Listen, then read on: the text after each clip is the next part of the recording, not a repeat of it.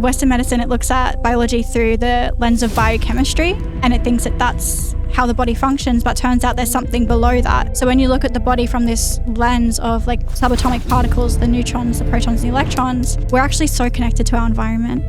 I actually remember one day walking into the hospital. It's like a long pathway, and then you have rooms off to the right and multiple people in them. And I saw all these sick people, and it was a really overwhelming feeling. And I just thought, wow, this is not how we make people well. We know that we need darkness at night to take out bad cells. So why do we have cancer patients being woken up every 2 hours in the hospital when they have a lot of bad cells? Like, to put it very simply, they need to be taken out. I had a client in my hometown. She was infertile, I think, for 12 years. Couldn't have a child, nearly gave up.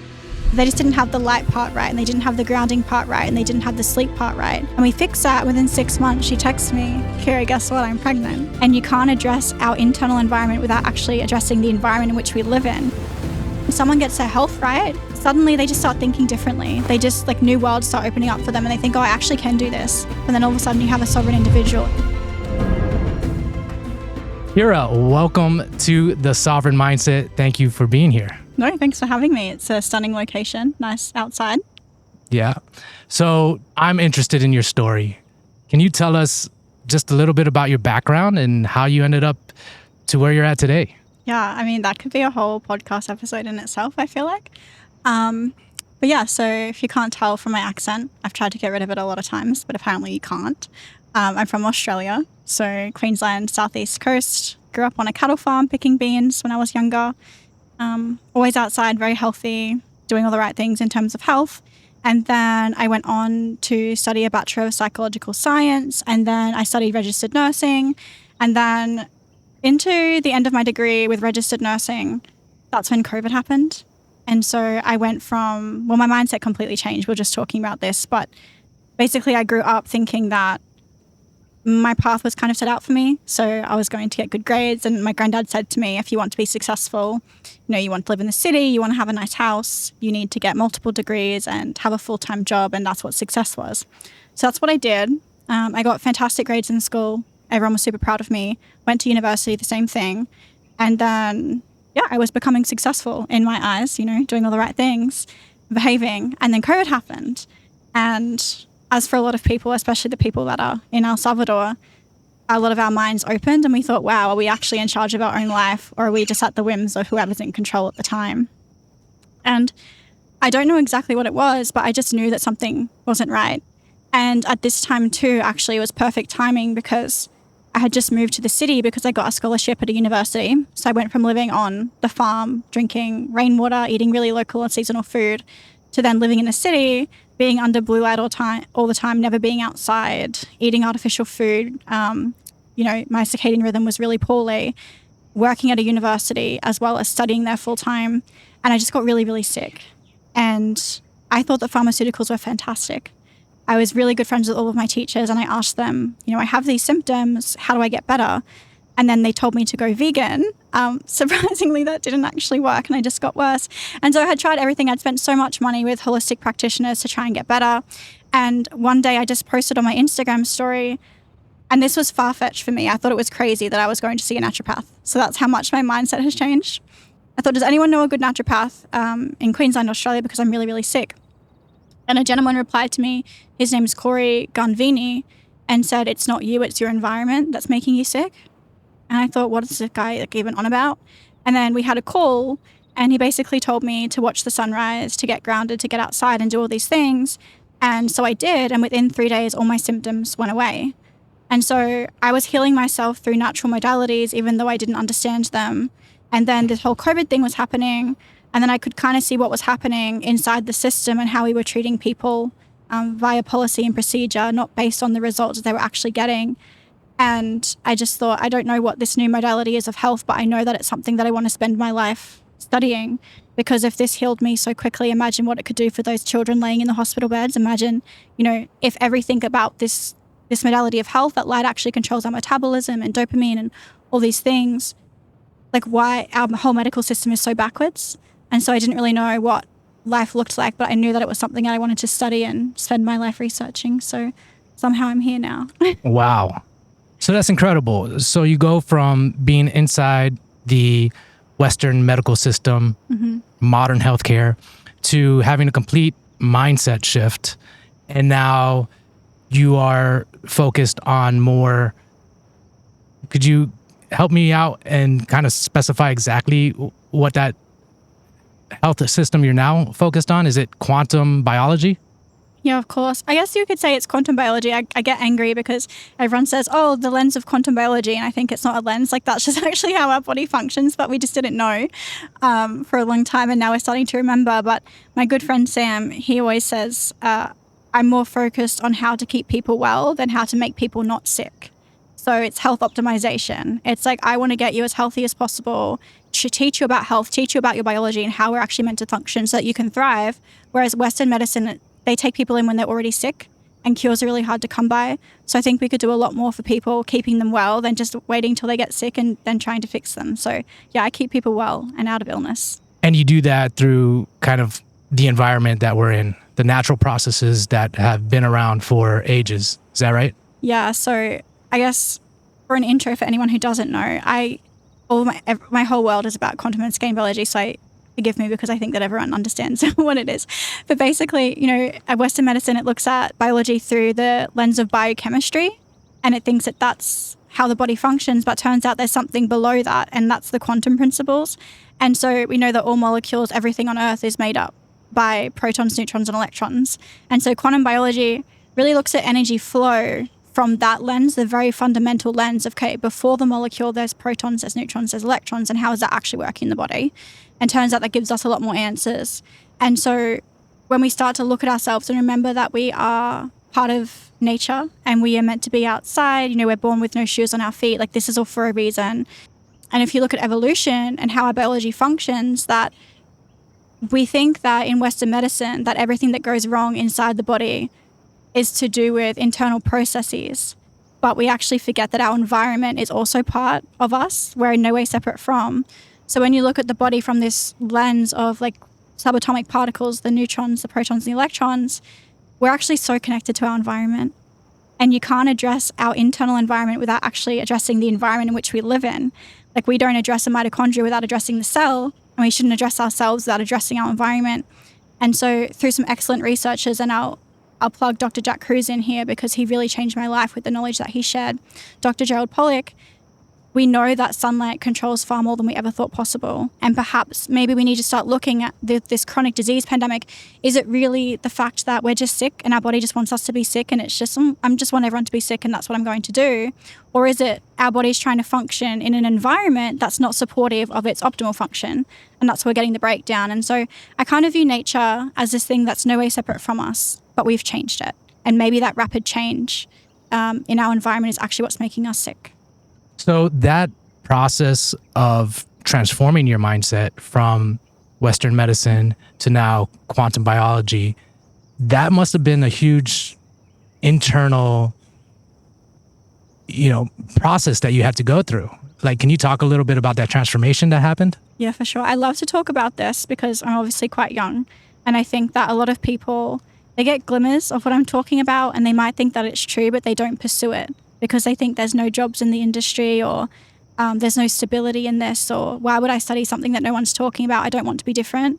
But maybe the difference is actually what makes you so powerful and sets you on a far better trajectory than you ever thought possible. And in my case, I'm so overwhelmed and happy and grateful that I get to do what I love every single day. But that moment when I realized that this is actually how the body works, and then client after client after client, women with 10 years infertility in 3 months getting pregnant, I thought time and time again, I was just shown the proof of work behind what we do.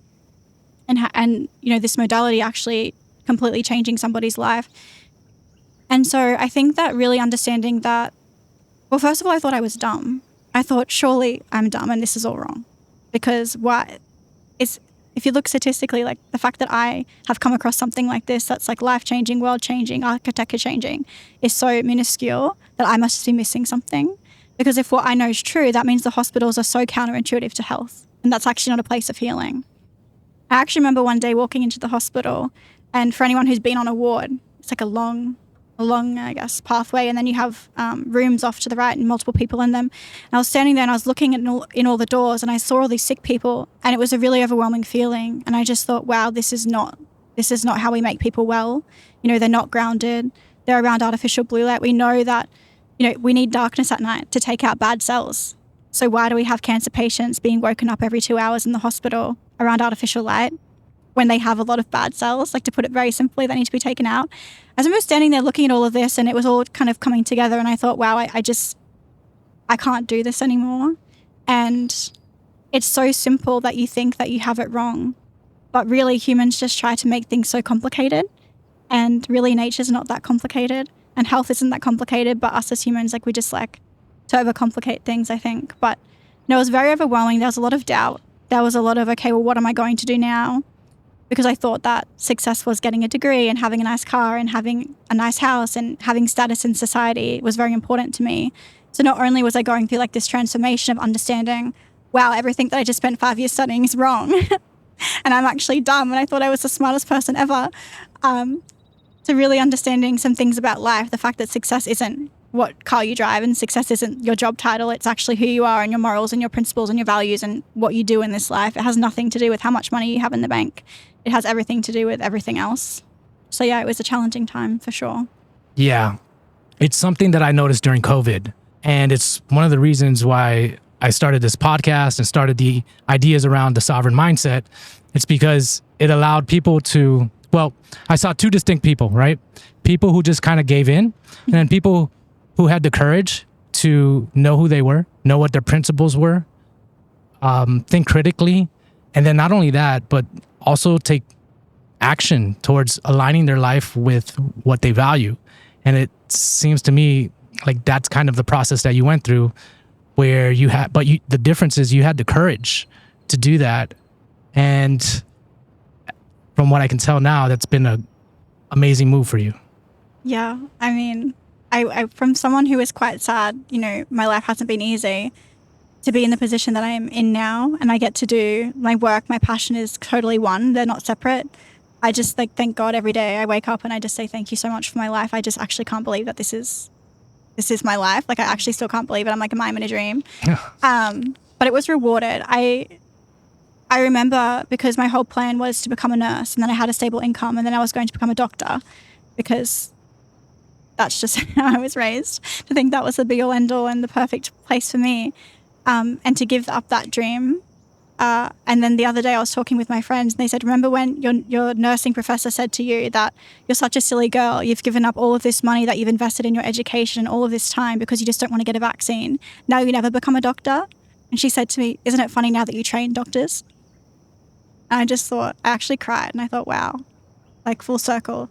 Yeah, I could imagine the pressure, especially coming from the medical system, where it seems like people are really conditioned and programmed to think a certain way, and anything that doesn't align with conventional medicine is basically dismissed. And so I could imagine all that pressure on you, and then having to go against that in a way, and then also facing whatever consequences come as well, whether it's losing your job or whether it's looking down upon by your peers and so forth. It was a lot, and you managed to push through. Yeah, it was hard. I remember actually I was in class and I was at a table like this with 4 girls, other training nurses, and I said to them, so what's everyone think about the vaccine? And they just thought, what do you mean? And I was like, well, have you decided if you're going to get it or not? They're like, well, obviously, we're getting it. And I thought, oh wow, no one has critical thinking skills anymore. And whether that was on purpose or it's by design or it just happened somehow along the way, but I don't know. But I think that young people, people in this space, especially in the decentralized space, they love to judge young people and think, they're so silly, they're just lazy and this, but they were actually raised to not have critical thinking skills. They were raised to just follow suit, and to get out of that is really, really hard. Because, for example, I only just made it out, and I'm a pretty intelligent girl. I mean, not only, so for me, I can only speak of myself, but for me, I was at university, I didn't have much money. I was living from week to week. I was working full-time and part-time. I had a lot of responsibilities. I had invested $55,000 in my education, which was student debt. I wasn't born in money. I didn't have anyone pay for my education for me. And so I thought, well, if I don't get the vaccine, then I have all this debt that I have to pay off. I have no income. I have no status, no stability. I'm going to have to move to my mom's house, maybe, if she'll have me. I don't know. I have to leave my city, my friends, everything that I thought I knew. I'm outcasted from my peers. It's not an easy decision to make. And so I think this is an interesting topic to bring up too, because people say, it's so easy to understand that the vaccine was bad and the whole situation was just so horrible. I don't understand how anyone could think differently, that it was good and advocate so hard for it. But I think that people kind of turn their blinkers off and just stick to the lane that they know, because it becomes so overwhelming for people, especially young people who, our life's been pretty stable. We've never had to really worry about much. When they start to think about that alternative view on things, it's way too much for them. So why would your body let you think that something is so corrupt and evil, especially when you're sick and you don't even feel well in yourself? Like, why would your body say, oh yeah, it's a great idea for you and survival, for you to see the world through this lens? It would say absolutely not. So it just makes you believe what's easy and what's stable. So I just don't even think it's like an emotional thing. I think it's actually a psychological thing where your body just makes a decision for, hey, actually, for my survival, I think it's much safer to stay in this line of work or this way of thinking.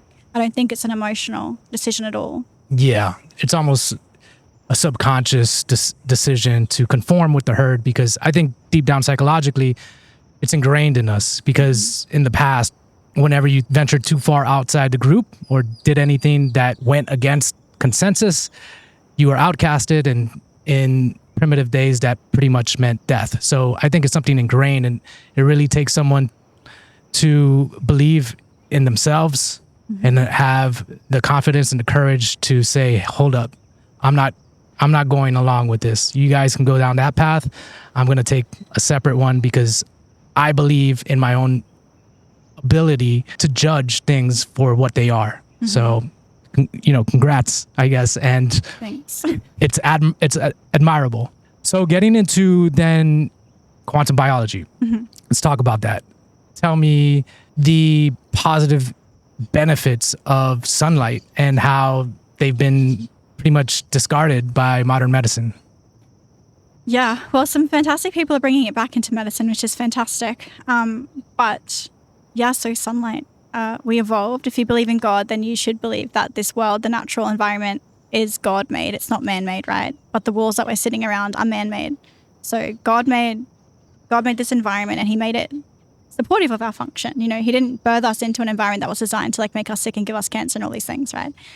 And if you believe in evolution, then you believe that we were little cells in an event in the ocean, and then somehow we ended up here, right? And so we evolved over a long, long time to adapt to our environment and be in this symbiotic relationship where we're not really any separate from it. So both views kind of support this idea, right? Yeah, so both sides of the coin, they both support this idea. It's just through a different lens. And so the fact that the sun has become so demonized by dermatologists, saying, it gives you skin cancer, a tan's actually bad for your health, all of these things, when a tan actually isn't bad, but the dermatologist will use a tan as a marker, a proxy for sun exposure. So they'll see someone like yourself who's nice and tan and say, oh, you've been spending way too much time in the sun, you have a high risk of skin cancer. But it's so single-minded, and it's through such a small lens that they actually haven't looked at, okay, well, maybe it isn't the sunlight. Maybe it's the fact that we're not around the sunlight all the time. Maybe it's the fact that now we live inside. Maybe it's the fact that we're around all this blue light. Maybe it's the fact that we're not sleeping, so we can't repair those cells that get damaged. Maybe it's all these other things, the processed food, the seed oils, that's actually causing the illness, and it's actually not the sun. But now, because we have all of these toxins, maybe the sun actually is harming us. But maybe there actually is a benefit to the sunlight as well. And maybe just staying away from the sun actually isn't a good idea. Maybe we need to repair the broken mechanism. We need to stop the seed oils. We need to stop living inside. We need to be under the sun all the time, because the benefits of the sunlight are too great to miss out on, because obviously it gives us vitamin D. And I'd imagine this is a field that's gaining in popularity, and there's all types of studies that are coming out that kind of confirm this as well. And I'm sure there will be more. But it's interesting because it feels like there's been a blanket over medicine, and now it's kind of being revealed. And going back into sunlight, just something that just popped into my head. I've seen pictures of nurses taking care of patients back in the day. I don't know if it was 100, but these are black and white photos where they would actually roll their bed outside so they can get sunlight. So it just seems that we've really strayed away from that in modern medicine, and it's good that people are bringing it back. Now, you talk about the toxins that we consume all day now with modern food and the industry.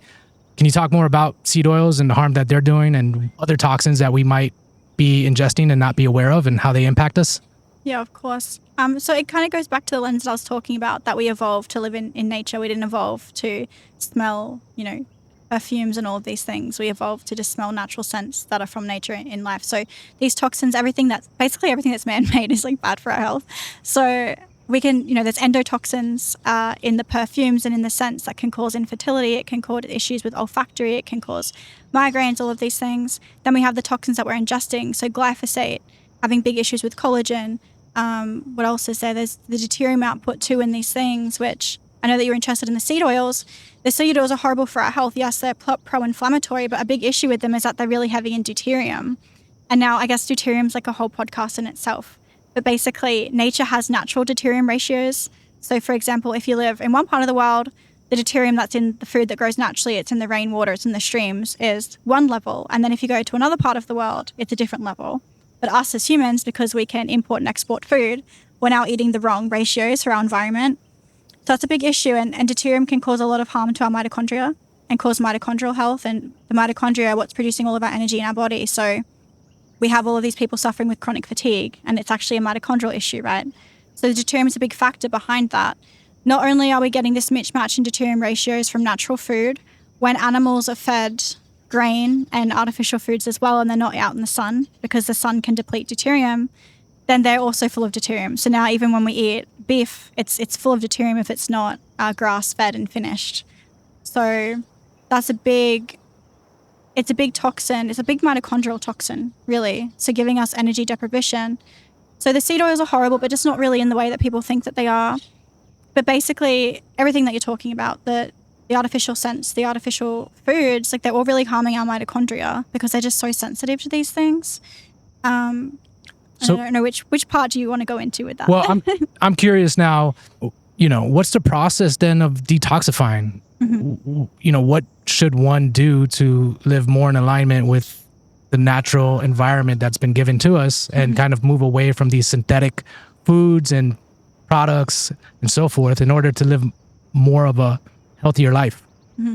This is a really interesting topic because I feel like we replace God with science now, and unless we read it in a journal article, we don't really believe it to be true.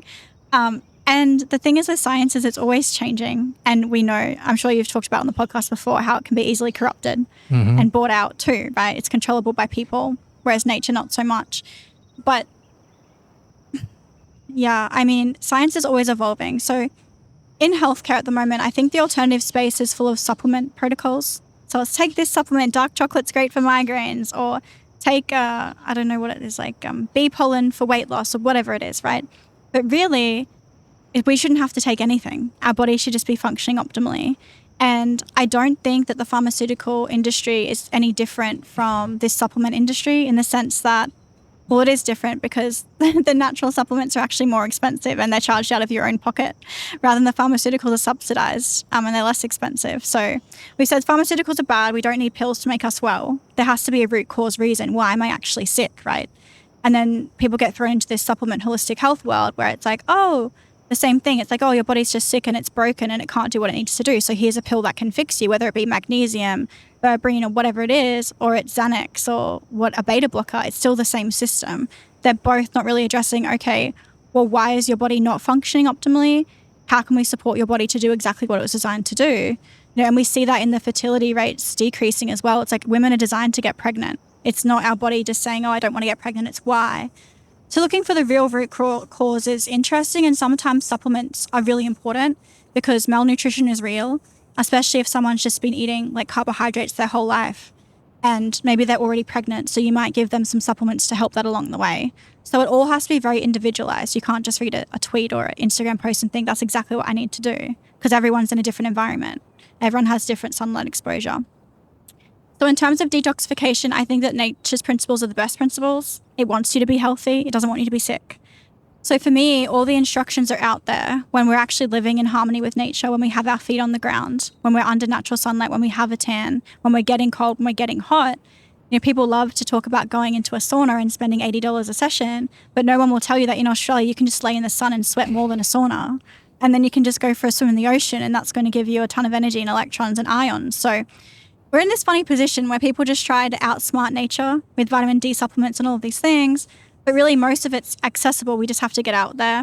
And there are things that can speed up the process.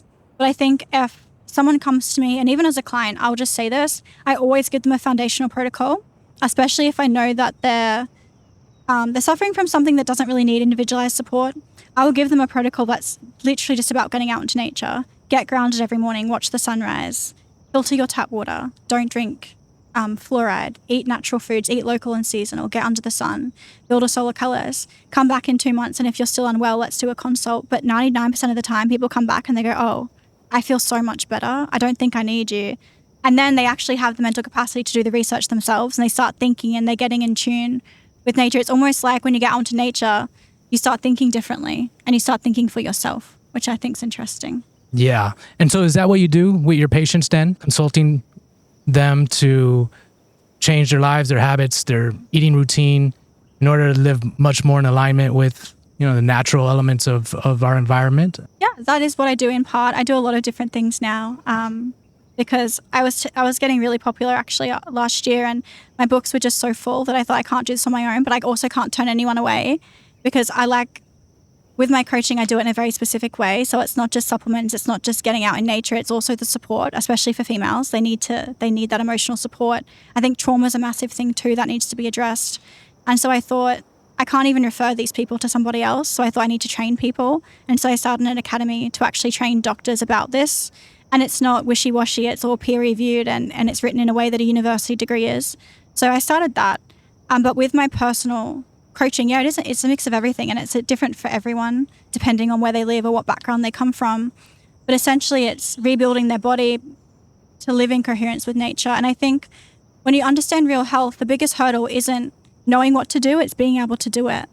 Because if you're 40 years old, and this is a lot of my clients, and you're working 9 to 5 as a day trader or something, 6 till 9 sometimes, and you have 3 kids and a wife, and you live in a city, and you have 2 cars and a mortgage and all these things, and then you get sick, and then you realize the most important thing actually isn't finance or big cars or anything like this or status. You realize it's your health. You think, oh my gosh, and then you understand that sunlight's good, and you think, oh my gosh, I need to change my whole life. But you can't.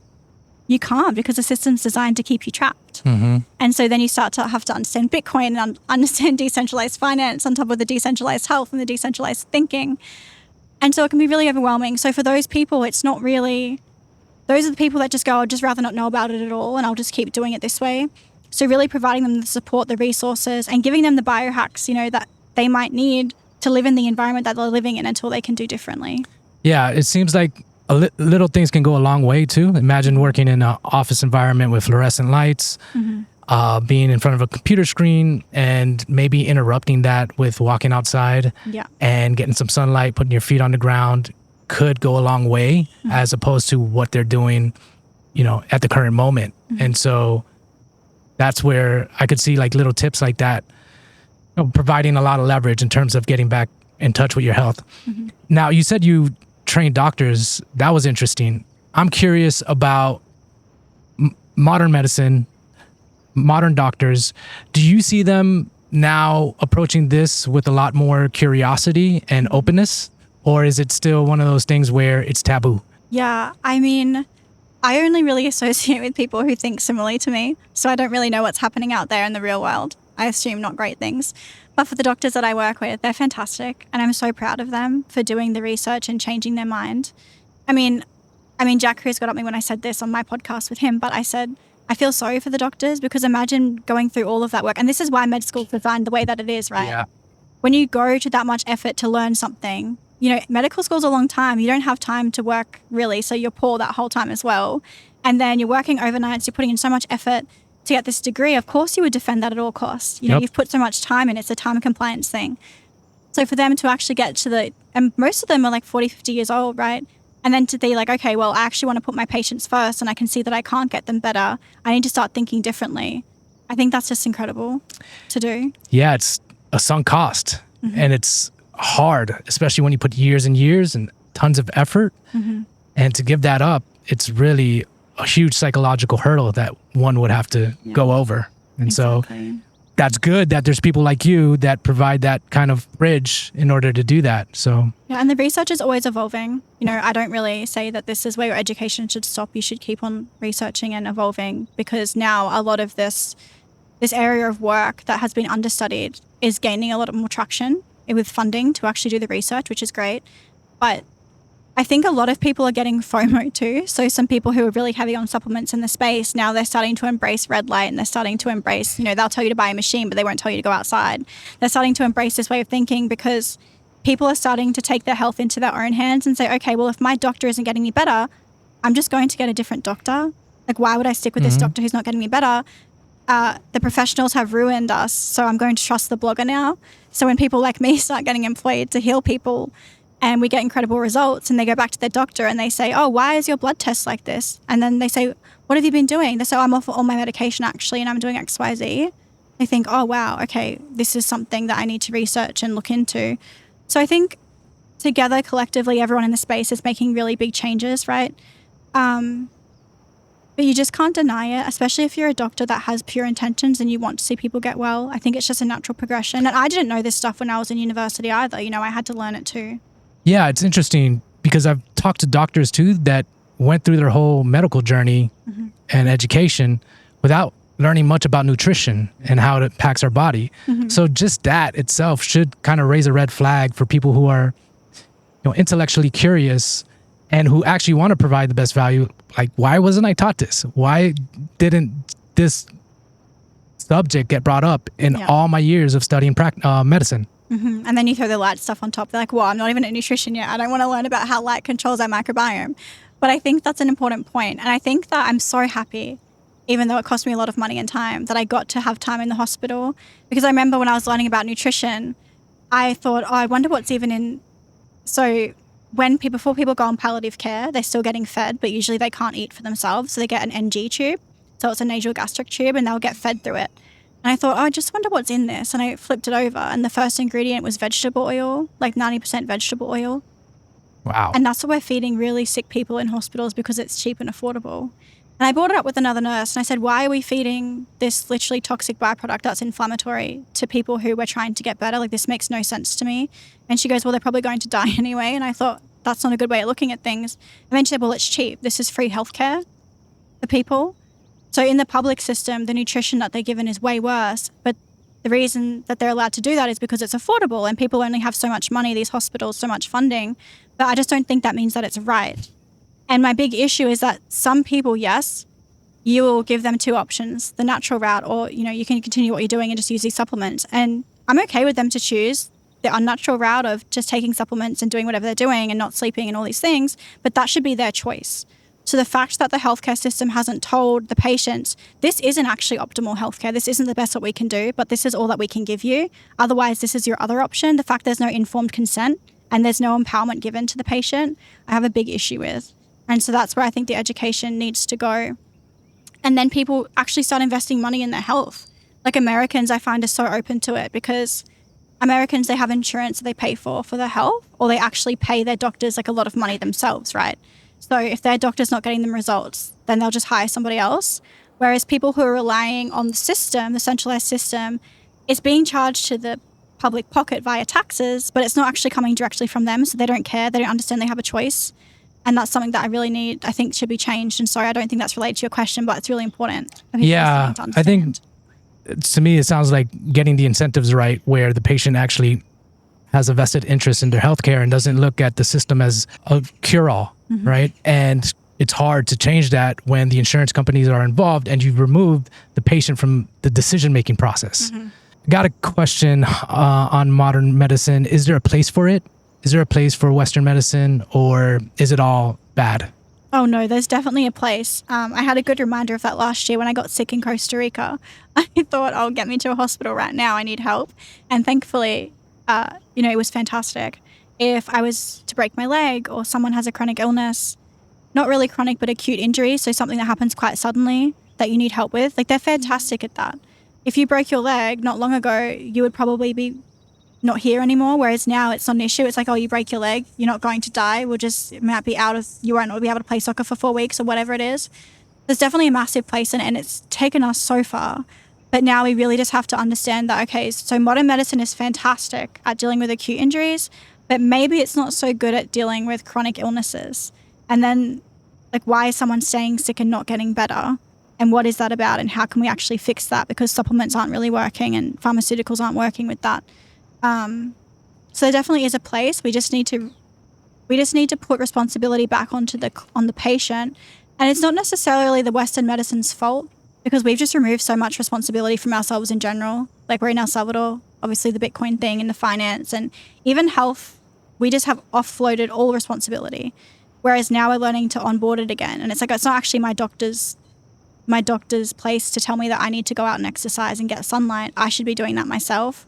And the doctor's not actually allowed to tell you that, especially in India. They're not allowed to give lifestyle advice. It's their job just to say, oh, this person obviously doesn't want to be well. I'll just prescribe them what they need, which is a supplement, which will work if you don't make the lifestyle changes. So there definitely is a place, but we also need to focus on preventative healthcare education. So actually educating people on the nutrition, on the light, and why that actually is harmful for their health, because that's what's not being done right now. Yeah. Tell me about your experience about taking back control of your health, the empowerment that you felt, and then the effects that it also has on patients when they start taking control back of their health. Because you were just speaking about removing responsibility, or responsibility has been removed. And it must be a feeling of fulfillment and control once you take it back. What's that like? It's actually the best thing. Like, I was very centralized in thinking, and I was just like, looking back, I'm just a different person. I was like, wow, I was actually really dumb, and I thought I was the smartest person on earth. Oh, so embarrassing. But no, so when you actually understand that you're in control of your life, you actually have to make, and you can make decisions. You can say, well, I don't want to do this, or I want to do this, or whatever it is. And you understand the proof of work, not only in finance, but actually in health as well, and in everyday life.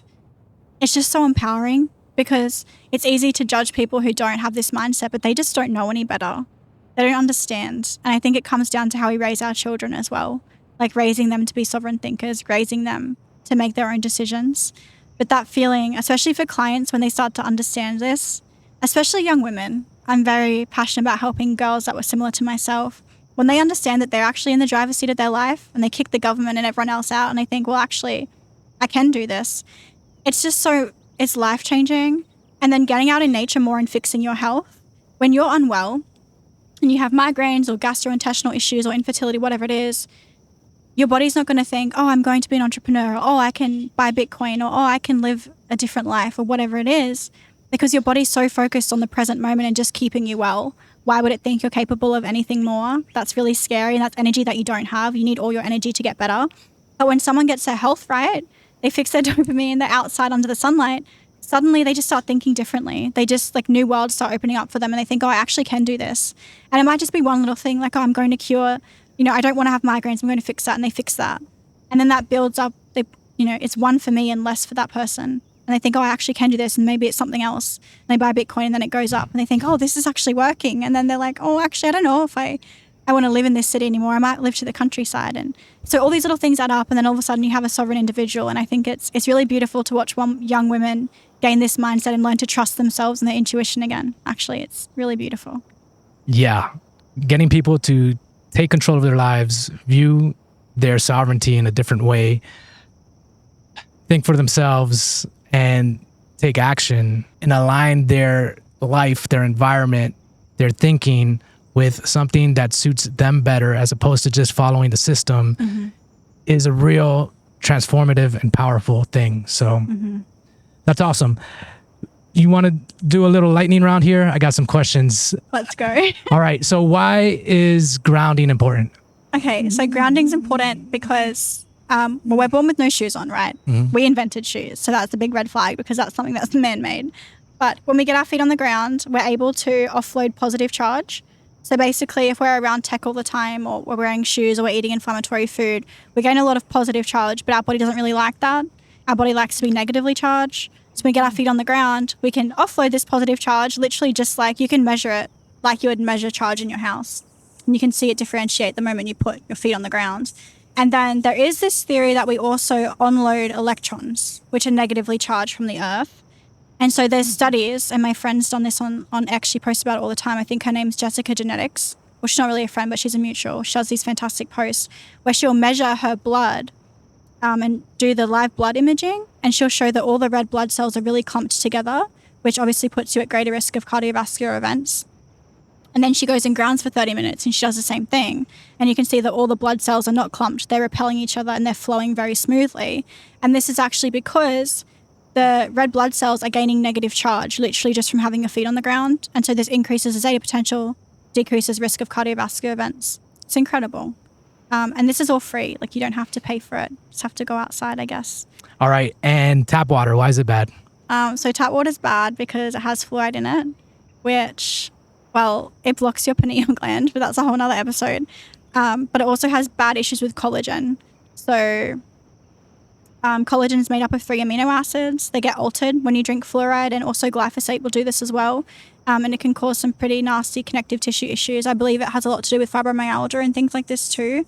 The fluoride's also a dielectric blocker. So when we understand, we're just talking about electricity in the human body. When you understand that, you don't really want to be consuming things like fluoride that's going to block the electricity, but that's what it does. So I just basically say it's a mitochondrial poison. Yeah. Wow. And blue light. Oh, yeah. Why is it bad? So the big issue with blue light is the fact that, well, the main issue that I see is we were meant to live in light and dark cycles. So at nighttime, when our eyes and our skin senses that it's night, there's no light around or no blue light, our body starts to secrete melatonin, not produce it, but push it out into our system. And that makes us sleepy, but it's also a really big antioxidant. And it's also in charge of running repair cycles in your body. So when you turn off the lights at nighttime, you have no blue light after sunset, your body actually runs the process of taking out bad cells. So our cells get damaged from like glyphosate, from toxins, from artificial fragrance, whatever. And that's obviously horrible. But the other side of the coin to that is the fact that if you're not sleeping properly and you're around blue light, you don't actually get to repair the damage that's been done. So I always tell people that if you block artificial light at nighttime, you can actually get away with a lot more toxins during the day. Does that make sense? Absolutely. Cool. Yeah. And what are some tips as far as little things that people can do that go a long way, kind of have a lot of leverage to them? Okay. Well, first of all, you need to get off social media. Every new client that I take on, I tell them you need to go onto Instagram right now and unfollow every single person until you get to 100 people. And then you need to decide who you want to follow and who you want to interact with, because that plays a massive role. And then you need to get outside in nature. You need to start blocking artificial light at nighttime. Get up with the sunrise, watch the sunrise. Basically spending as much time outside as possible. I know it sounds so lame, but it's actually true. Another tip is, we can write these in the show notes, but eating locally and seasonally. So if it's winter in Wyoming and there's no carbs growing near you, don't import bananas from Mexico. It's not designed for you to eat during then. Yeah, these are all fantastic tips. No shoes. Throw out all your artificial fragrance products. Use tallow soap. Stop cooking in seed oils. All these things that could go on forever, really. And let's talk about a little bit about your entrepreneurial journey. I'm curious about that, right? How has that been? It's been hard, but it's been fun. Yeah. What's been the most rewarding part about it? The most rewarding part has been hiring other young women like myself and being able to help them in the way that I wish that I was helped back then. Yeah, that's my favorite part. Awesome. And any challenges? Yeah, lots of challenges. Mostly just mental challenges of what are people going to think of me, or especially when you start to grow, a lot of people will be quite supportive, but then when you start to actually make waves and do big things, people will try and squish you. So being mentally resilient is probably something that I've really worked on. Yeah. And you're here in El Salvador. Yeah. So can we talk a little bit about that? First of all, what brought you to El Salvador? And then we'll get into what you think of the country. Yeah, of course. So I ran a retreat here last year, which was fantastic. It was so fun. Best moment of my life.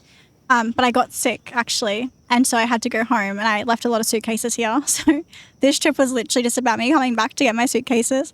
But it's been fantastic doing this podcast. Sarah's here, so I got to connect with her. Is she here? Oh, she's here. That was fantastic. So yeah, just here checking it out. I love it here. Lots of sun, good beaches, good food. Yeah. And El Salvador, in terms of a location to maximize or optimize your health, what do you make of it? Yeah, I think it's a fantastic place.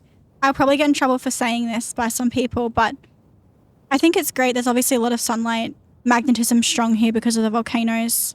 The food's pretty local and seasonal. It's mostly organic because you can't actually afford the things to put on the food, the chemicals. So it's a great place to be. I also think that there's, it's a big push for people to move to Central America.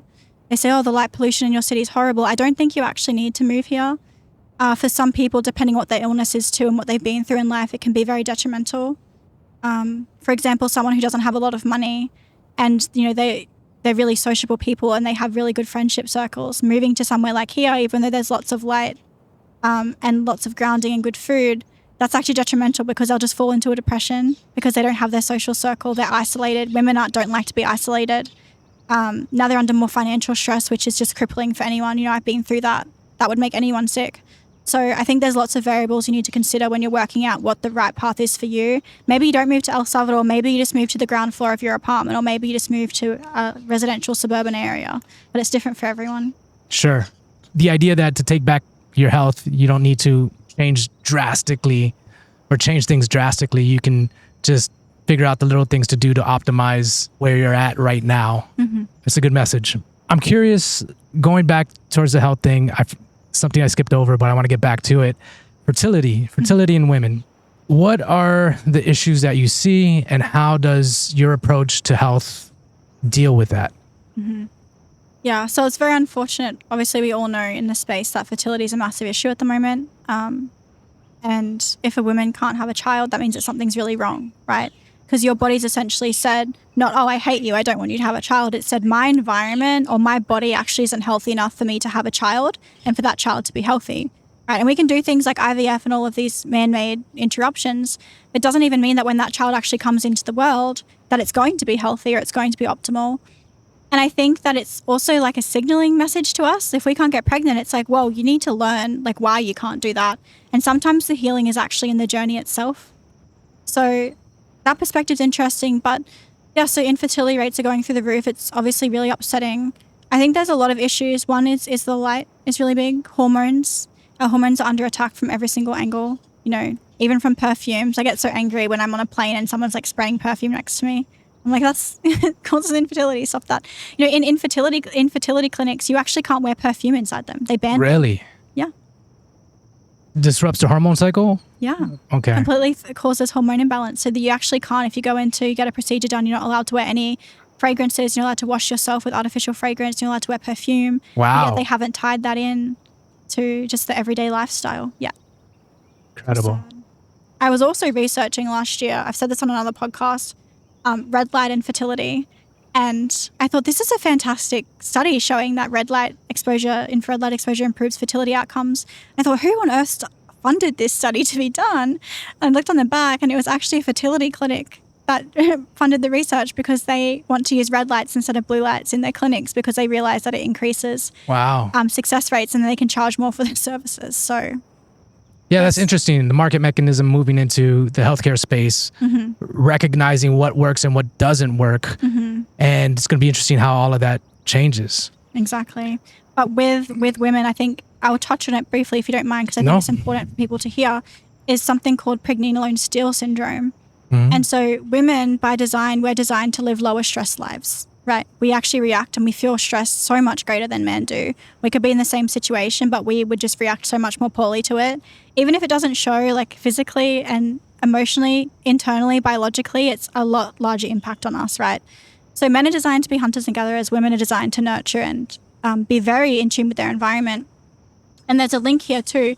It actually is the increase in women's body fat that allows us to be more sensitive to our environment. So we all talk, you spoke about this before. This episode is like women have this intuition, and that comes back to this as well, that men just don't seem to have because they're very present. They're very reactive, whereas women not so much.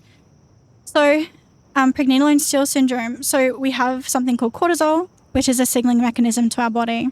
It acts as a messenger. So it says if my cortisol is really high, it says, Kiera, it's daytime. But also if it's really high, it says, Kiera, you're not safe right now. So you need to get ready and you need to be in a flight or fight because you need to keep yourself safe, right?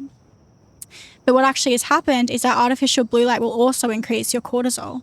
And cortisol is not designed to be increased at nighttime. It's only designed to be increased during the day in relation to blue light. Blue light's the frequency that actually does that. So we can see we've had this beautiful relationship with cortisol through evolution. Blue light comes into our environment, cortisol raises. That's how we're designed to function, right? Then cortisol goes down. The sun sets, we release melatonin. That's how it works. But now we have all this artificial light that will raise cortisol at the wrong times, and it will raise it too much. High carbohydrate diets will also raise cortisol. Will also raise cortisol trauma. Stored trauma will do it. Just generally being stressed, like working a 9 to 5, having 3 kids, also looking after your husband, doing all the washing. Like, we're not designed to do all of that on our own. That will raise your cortisol, so it's not just the light. Basically, women, we're just living in this stressed out, high cortisol state, right? Financial pressure, all of these things, societal pressure. And when that cortisol is that high, our body makes this decision of, okay, Kiera's not in a really safe environment right now. Is it a good time for her to make a baby? Probably not. Because even if she does make a baby, the environment that that baby is being born into isn't safe, and that baby's chance of survival is really low. So what I'm going to do, because I've read her cortisol and it's so high, is I'm just going to downregulate her fertility hormones right now because she shouldn't be making a baby, and I'm going to increase her cortisol to keep her safe, right? We think infertility is something that's a malfunction of us, but maybe it's our body actually deciding what's best for us. And so this is called pregnenolone steal syndrome because instead of using pregnenolone to make our sex hormones and our fertility hormones, we're using it to make more cortisol. And that's an issue that I see with a lot of women. And it's not a hard fix. You have to regulate your circadian rhythm. I think, again, the hardest fix is wrapping your head around the fact that you actually maybe, just because you can do everything doesn't mean you should do everything. And just, bringing down that cortisol through every intervention. You know, that's interesting. I wonder then how many people who are struggling with fertility, actually, if they just did some adjustments to their environment or their routine, would then regulate their hormones to a point where their body's now more receptive to having a child. Does that make sense? Yeah, and that's exactly what it is. It's so easy to understand that you think that I must be dumb, like I must be missing something. But I seen this, actually, I had a client in my hometown. I got to work with her in person, which was really, really special. But she was infertile, I think, for 12 years, couldn't have a child, nearly gave up. We connected through a mutual friend and she came on as a client and I got to have in-person meetings with her, which is fantastic. And this is exactly her issue. And I'm not even kidding, in 6 months after, she had tried everything. Her only option left was IVF. She's a beautiful woman, like did everything right. Her husband, the exact same, organic food. They just didn't have the light part right, and they didn't have the grounding part right, and they didn't have the sleep part right. And we fixed that. Within 6 months, she texted me, Kiera, guess what? I'm pregnant. And she said, I'll confirm it in a week. And she got her blood test done and she was pregnant. And now actually I got to meet her baby 3 months ago before I left Australia. Wow. And so I see that all the time. And that's where the education piece comes in, because I don't want people to pay me to consult with them. I just want them to understand these simple things, implement them, and understand that they can be in charge of their own health. They don't need anyone else, because it's actually really simple. That's incredible. 12 years. Yeah.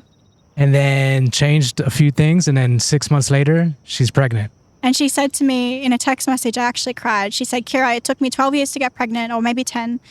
She said, and it was really hard, but I wouldn't trade it for the world, because now I've actually shown my siblings and my family what pregnancy is meant to be like, because she had no morning sickness. She had nothing. She just grew up. I guess that's the word, through her whole pregnancy. And now her baby's so healthy that she said, I would, just to show this to the world how pregnancy is meant to be, I would do it all over again. Wow. What about the man? Is there things that he can do to optimize his fertility as well? 100%. So obviously smoking, drinking is bad. Does decrease sperm quality. What else will do it? Stressing out, obviously. Eating non-organic foods. All of these things do matter.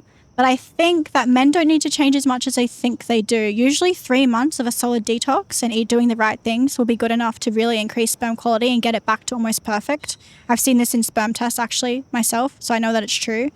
And what they really need to focus on is just making an environment that feels safe for their wife, letting them know that they're looked after so that they feel safe. And then they can really do the things that they need to do to get their hormones to the correct levels, I think. Yeah. Wow. Well, Kiera, this conversation has been amazing, illuminating. Is there anything else that you want to add? No, actually, I think you're getting very hot sitting at the top, so maybe you should wrap this up. It's not that I want to wrap up the conversation, but it's me that's burning up and also the equipment. So yeah. I think that nature is wrapping it up for us. So Yeah. I just want to thank you so much for coming on and educating all of us. And yeah, I wish you the best of luck, and I hope you continue to help out people and that your influence grows, and that this idea of medicine and getting back towards, our natural state of being really takes hold. And yeah, thank you. Awesome. Thanks so much for having me.